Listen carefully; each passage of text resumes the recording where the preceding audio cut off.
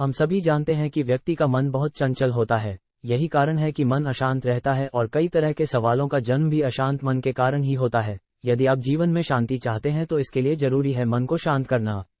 लेकिन मन को शांत कैसे किया जाए?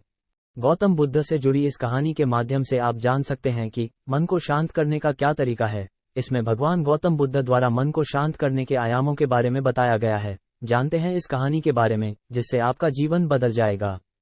एक बार एक लड़का गौतम बुद्ध के पास जाकर कहता है, मेरे जीवन में बहुत अशांति है, कृपा करके आप मेरा मार्गदर्शन कीजिए, जिससे कि मैं इस अशांति से छुटकारा पा सकूं। गौतम बुद्ध लड़के से जीवन की अशांति का कारण पूछते हैं। लड़का उत्तर देता है, अत्यधिक विचारों के कारण मेरे भीतर बहुत सारे विचार आते हैं, जिससे मेरा मन अशांत रहता है। बुद्ध मुस्कुराते हुए कहते हैं, ऊपर आकाश की ओर देखो और बताओ कि तुम्हें सूर्य दिख रहा है। लड़का ऊपर देखता है और कहता है, धूप दिख रहा है। बुद्ध उससे पूछते हैं कि अगर तुम लगातार धूप में खड़े रहोगे तब क्या होगा?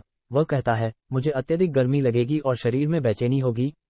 बुद्ध लड़के से कहते हैं कि अगर धूप में खड़े रहने से तुम्हें गर्मी लगती है तो इसमें दोष किसका है, सूर्य के ताप का या तुम्हारा? लड़का कुछ सोचने के बाद कहता है, इसका जवाब आप भी बताइए। बुद्ध कहते हैं, सूर्य का काम है ताप देना और ताप का काम है गर्मी लगना। ऐसे में तो दोष तुम्हारा ही है कि तुम धूप में जाकर खड़े हुए, जिससे कि तुम्हें गर्मी लगी। तुम्हें अगर शीतलता चाहिए तो तुम्हें छांव में रहना होगा। ठीक इसी तरह चंचल मन का भी स्वभाव होता है विचारों और भावनाओं को जागृत करना।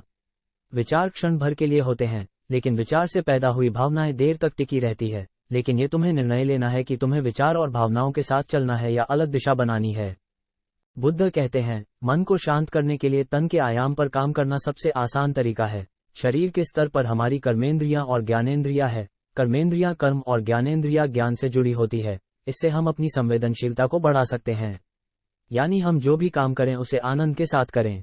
मन के आयाम से हटकर तन के आयाम पर जाने से ही तुम्हारा चित्त शांत होगा। ऐसा करने से तुम मन के आयाम से हटकर शरीर के आयाम पर आ जाओगे, ठीक उसी तरह जैसे तुम धूप से हटकर छांव में आ सकते थे। मन के आयाम से हटने पर तुम्हारी जागरूकता तन पर आ जाएगी। जब तुम तन के आयाम पर काम करोगे तब तुम्हारा चित्त शांत होगा। इसलिए हर काम को तन के आयाम पर करने से मन स्वतः शांत हो जाता है। लड़का बुद्ध से कहता है, अपने भीतर के सुर को कैसे सुने? बुद्ध कहते हैं, किसी शांत स्थान पर रहकर, जहां शांति हो। तब अपनी आंखें बंद करो और मन के भीतर चल रहे शोर से हटकर भीतर के सुर को सुनने की कोशिश करो। सुर निरंतर चलता रहता है, लेकिन बाहर के शोर के कारण तुम अपने मन के भीतर चल रहे सुर को नहीं सुन पाते हो।